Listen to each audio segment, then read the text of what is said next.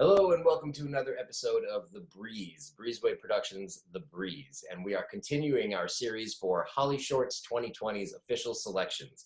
And today we have director Sara Robin, the writer-director of Cranberry Nights. How are you, Sara?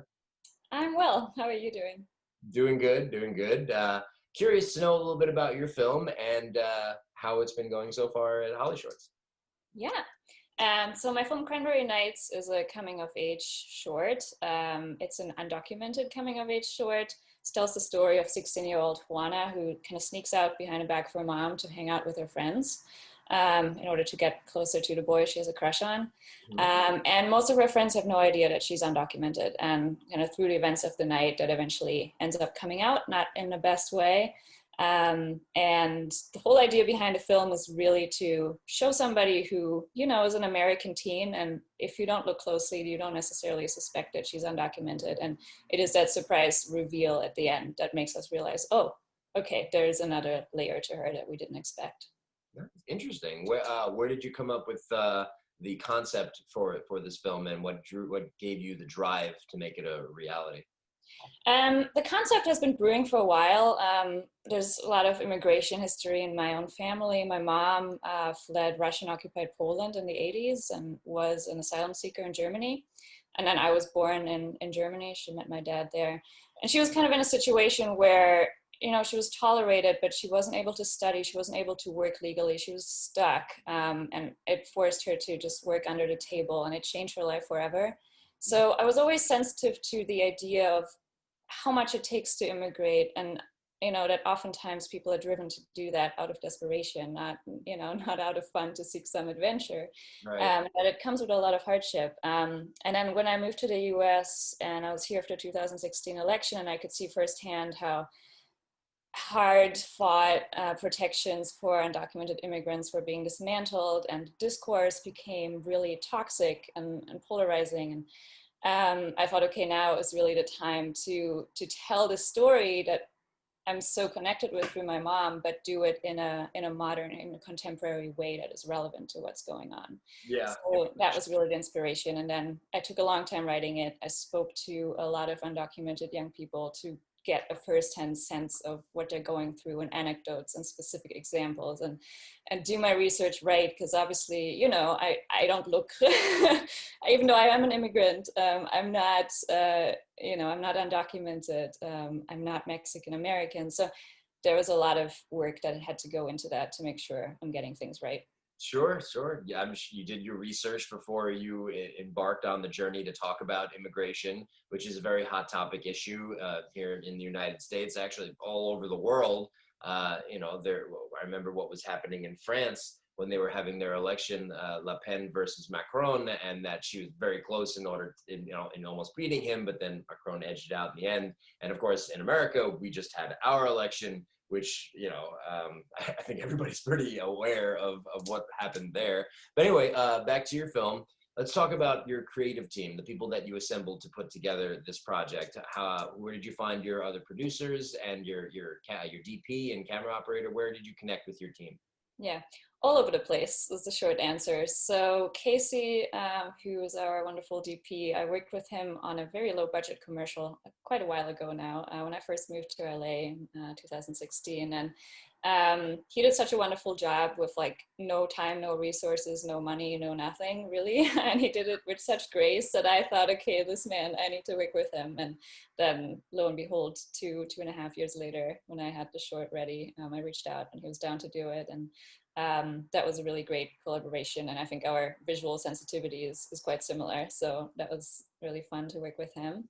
My line producer Matthias, I actually worked with him a lot on commercial gigs all the time, so I hit him up for location advice, and he's like, you know, if you need someone to produce this, I'm like, are you for real? Because I'm going to take you up on this.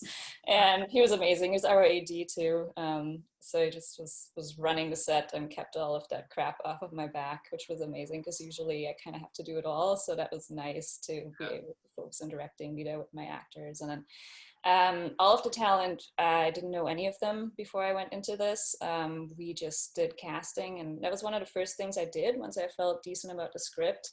I went out to see who I could find, because I thought, and I was very loosey-goosey at this point still, I just wanted to see who I can find, and we're like, okay, if I find the right people, I might do this. And then I found this cast, and then I thought, okay, I have to do this. Indy, who plays Juana, she's incredible. She actually just submitted a self-tape, and I remember watching it, and in the first 5 seconds I was like, oh, we found out Juana. This Nice. is her. Yeah, Sometimes absolutely. people just blow it out of the water. Yeah. They have such a good self-tape, but they're worried internally, oh, I didn't do such a great job. And then you see it on your end, you're like, it has to be this person. I have to have him. This is just perfectly meant for the role. So, it all comes together, and it takes a village to do it. And here you are at Hollyshorts and continuing your festival journey, which is amazing. So congratulations for that. What do you want audiences to take away from the film after they've seen it? So we're going to showcase a little bit about it. We're going to show some stills, some pictures, and other things that you provide, so that people can get a glimpse at what it's really what it's all about. Quiero aquí a las 10, ¿eh? Sí, mamá. Te amo. Igual. Cuidado. Adiós. Ow! Looking hot! Kelly, you can't be out here. What if someone sees us? Are we gonna get in trouble for this? Chill, everybody does it. Oh, hey, what? No leaving without a date tonight, right? Hi, Juan. Hi. Want to listen?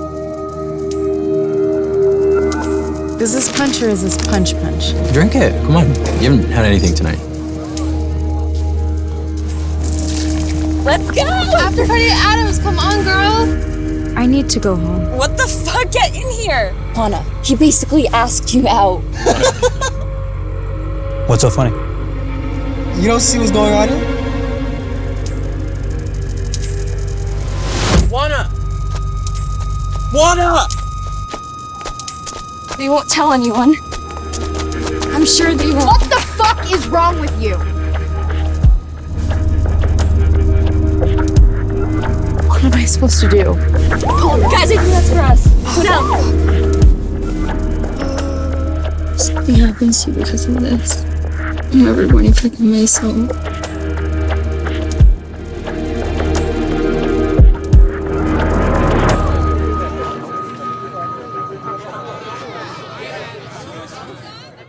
But what do you want audiences to feel after they see your film?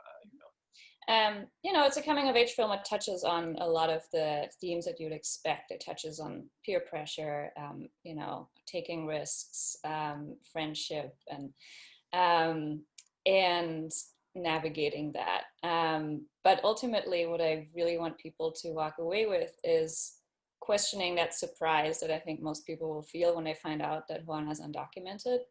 She doesn't have an accent. Like, she seems pretty well off. Like, she's clearly educated. She's doing well. She's well liked. She's integrated in her group. And it's a very mixed group.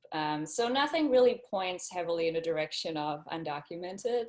There's no deportation, we're not playing with undocumented tropes in any sense. There's no visa or passport in the frame in the beginning. Like, it's really, you'll pick up on it when you watch it a second time, but at first, most likely you won't. And I really want people to focus on that sense of what is it that surprises us there? Like, what is the image that we have in our minds about undocumented people, and how does Juana not fit the bill? And what does that say about us and how we've come to think about undocumented people and what somebody who's undocumented looks like? So it's really about unmantling that prejudice that I think most of us have in some form or fashion, just because we're being berated by imagery from the news, and that forms a certain expectation that in most cases is just not right. Yeah. And I suggest to viewers, instead of watching the news, to watch independent films or more movies, because there's more content than ever, more streaming sites, more things getting made, so people can turn to the creatives who would like to showcase their stories that they'd like to tell to audiences. It's a lot more comforting to be in that type of world, at least in my 2 cents, rather than seeing the current events, which kind of, are really hampering, but they reflect how life really is. So, you have your situations on both sides. But in closing, what would you like to say to the Hollyshorts Film Festival organization as you currently enjoy their festival this year? Yeah, I am so excited to show Cranberry Nights at Hollyshorts. We'll be screening tomorrow. And It was one of the most exciting festivals that we've gotten into. It's incredible seeing the lineup and knowing that our film is included. And I truly appreciate the efforts that go into pulling off a festival in this really complicated year. So Hollyshorts, thank you so much. Right on. And there you have it. So again, Sara, it's been a pleasure speaking with you about your film, Cranberry Nights. And we hope that you have a good screening tomorrow and you enjoy the rest of the festival this year.